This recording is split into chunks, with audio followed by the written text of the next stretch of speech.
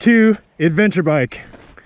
Is it really just as easy as riding some place and taking a picture? There it is, adventure's over, right? JK, welcome to the channel.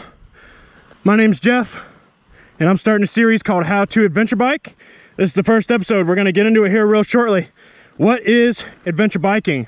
Well, in my opinion, you get on a very off-road capable motorcycle that's also capable of transporting on highway to cool locations. So I need a bike that can do some road stuff to get me where I'm going and be really capable off-road when I need it for situations that you'll see in this video. So I'm gonna drop you guys five tips on how to adventure bike. That's what this first episode is gonna be all about. And we're gonna get out of here. We're gonna leave this dam and we're gonna go up to that radio tower. Thanks for the 1,000 subscribers, you guys. Really appreciate everybody that's watching and subscribing. If you want to see the rest of this series, go ahead, like and subscribe.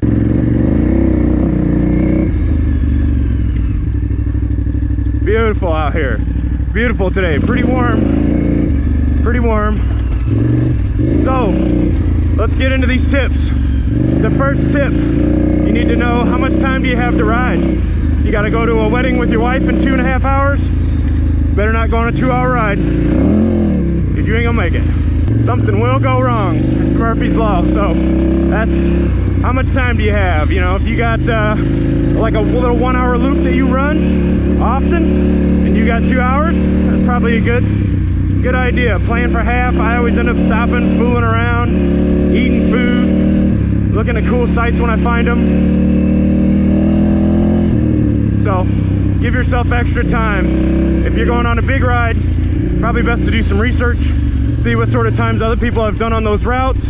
Like White Rim, I've seen crazy time estimates for White Rim in Utah, and me and a buddy did it in 6 hours on ADV bikes, and we stopped quite a few times to enjoy the sights. I didn't feel like we were pushing the pace that much, so depending on who you're riding with may change all that. Shout out to Sawyer, good ride, buddy. Tip number 2, fuel range. How far can your bike go? If it's a new bike, probably best not to push it. You want to make sure that fuel gauge is accurate, works. If you've got range, like distance to empty, you want to make sure that works. So you need to test all those things, get used to the bike. How far do you have once you're on E? Right, so on the 990, I don't have a fuel gauge. If you can see the dash there, no fuel gauge. I basically just fill the tanks, set the odometer, and I know about what I'll get depending on how I'm riding. I can get anywhere from, if it's all off-road, maybe 120 miles. If it's all on-road, light will probably come on at 150. I've pushed it into the 170s a few times. Definitely don't prefer to do that, but sometimes she'll do it. I've never actually ran the bike out of gas, so I don't know my bike that well, I guess, because I've never seen how far into the reserve light it will go. There's lots of ways to increase that. There's extended range fuel tanks. I think Giant Loop even makes like a fluids bag that they say is not for fuel, but lots of people will say it works great for it. Also, 2-liter pop bottles will actually hold fuel for years. Tested one in my garage. Not really too worried about that. They're actually pretty tough, so I've used that. Although I wouldn't recommend that for everyone, but it does work. Cool view. We'll stop and talk here, I guess. So tip number 1, how much time? Tip number 2, distance and range on your fuel tank. Those two kind of go one and one together, but you'll want to learn those and get used to your bike. Tip number 3, are you gonna need food and water? If you're going on a long ride, you probably need food. Oh, is that a bald eagle? Oh, I hope that comes through for you guys. That is sick. Awesome. Beautiful country up here in Idaho. Yeah, so tip number 3, I go through about 1 liter of water every 2 hours when it's hot and I'm riding hard. So today I'm planning on about a 1-hour ride. I only brought like 1 liter of water with me. Dog's back in the truck, chilling, waiting for me, so I don't want to leave him too awful long. He's a nice AC, good to go. But that's my water consumption. I'm 220 pounds, fairly athletic. I go through about a liter every 2 hours, and if I'm really riding hard, maybe a little bit more. So I have this USWE no dance monkey pack with the Camelback in it, and it's 3 liters of water bladder, and it's great. I have 0 complaints. I also keep a first aid kit in that pack, that way if I leave the bike, the first aid kit leaves with me, and that's a good idea for everybody. I don't really take food unless I'm going to be gone more than 4 or 5 hours. Sometimes I'll take like a snack, you know. I really like granola bars, like any sort of like chocolatey trail mix, chocolatey granola bar. I'm not even a big chocolate guy, but it's good calorie dense, sugar, carby, a little bit of fats and proteins. If you get like a peanut one or something. And then also usually I take beef jerky as well, just to snack on longer rides. If I'm going on real long rides, I'll take energy gels, energy chews. I'll take electrolytes and mix it with my water, caffeine sometimes, any like of those endurance athlete foods you can get at like REI or Trader Joe's or any of those, even Walmart and Meijer have them, so, or whatever your local grocery store. If it's a chain store, it'll likely have some sort of energy, carb, sugary mix there for endurance athletes. I'm gonna keep riding. We'll get to tip 4 here after a little while.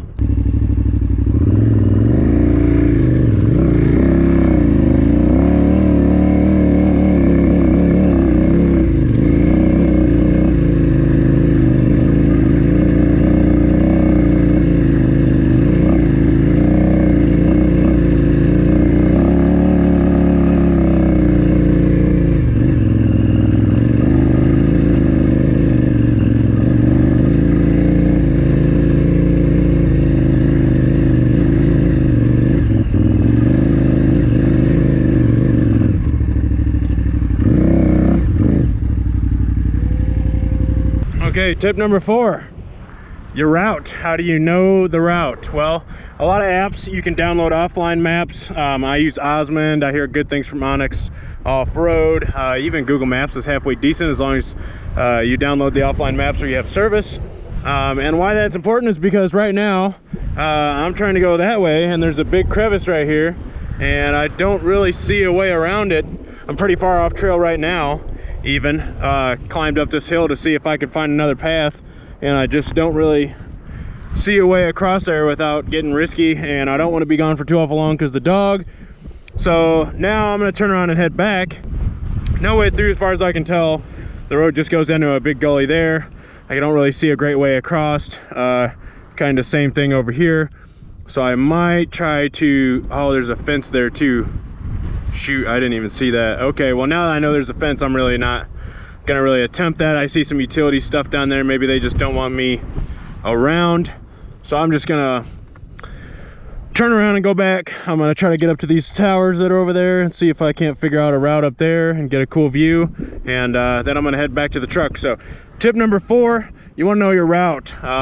If it's a new route, probably don't put a good time constraint on yourself or try to do any crazy pace. If it's a route you know well, obviously just push it to whatever you're comfortable with. But that's number 4. Sometimes it's good to have paper maps. I haven't used paper maps in a long time.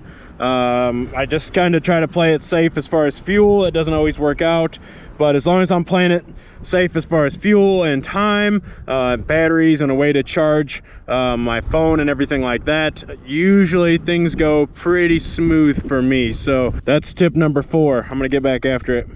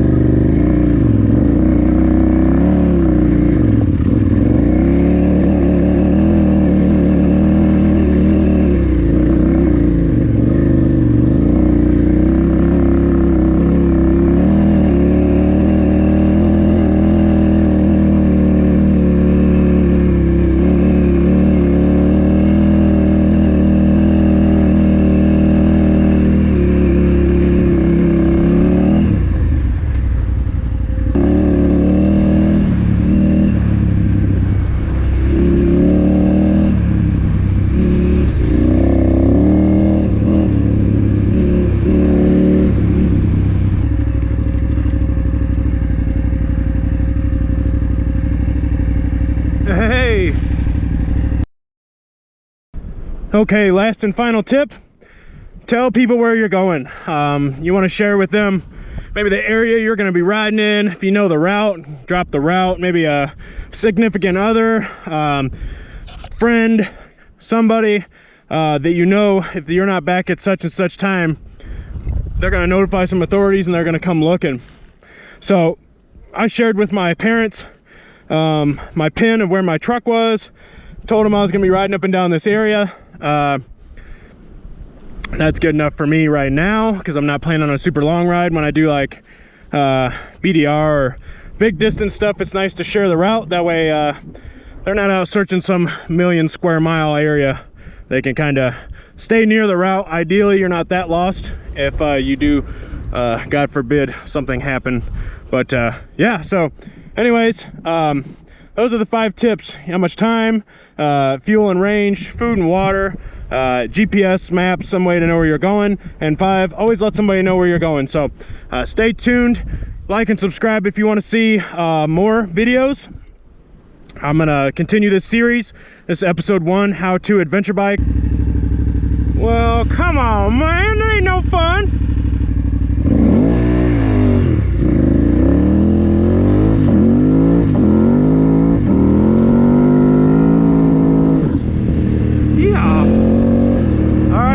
Down the big hill.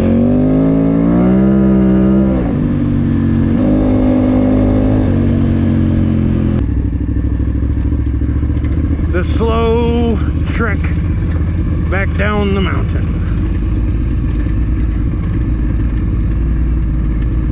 Look at that view. Good night. So, just in first gear, engine braking. Letting the rear drag. I'm dragging the front rotor a little bit. Mostly I like to let the engine kind of do everything because it keeps me pretty upright.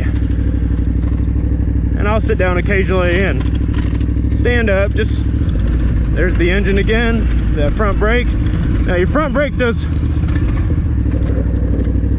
most of your gearing, or most of your braking for you. Sorry, I can't talk and ride. I'm a little bit special ed when it comes to that. So your front brake still does most of the braking, even downhill. I've heard people say don't use the front. You know, that's crazy. It still has the majority of the traction. Most of the weight's probably on that skinny front right now. And I'm just letting it do its thing. I can demonstrate. I'll lock the rear up right now, watch. Locked. Still going, still going, still going. And this is about the same steepness, so front brake, transfer weight, okay? No feet down. So as you transfer weight to the front, you'll get traction at the front, and you can then input more brake force because you have more traction. So it's all about weight transfer and balance, right? Because that front tire, especially on a knobbies, get a little darty, right? Mine gets a little darty. There's a free tip. Tip number 6, use your front brake all the time. All the time. Let's go get that dog out. Run him around. He loves this shit. Excited? You're excited? You want to chase the dirt bike?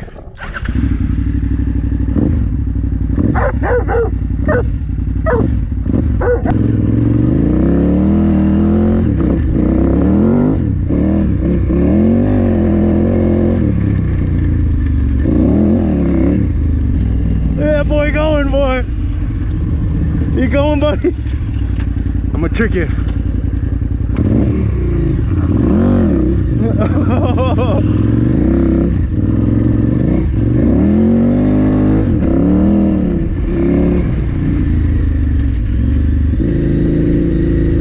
You're getting hot.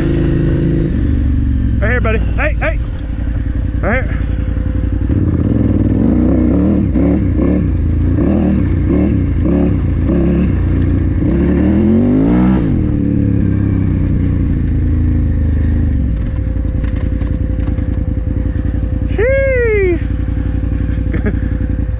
Good boy.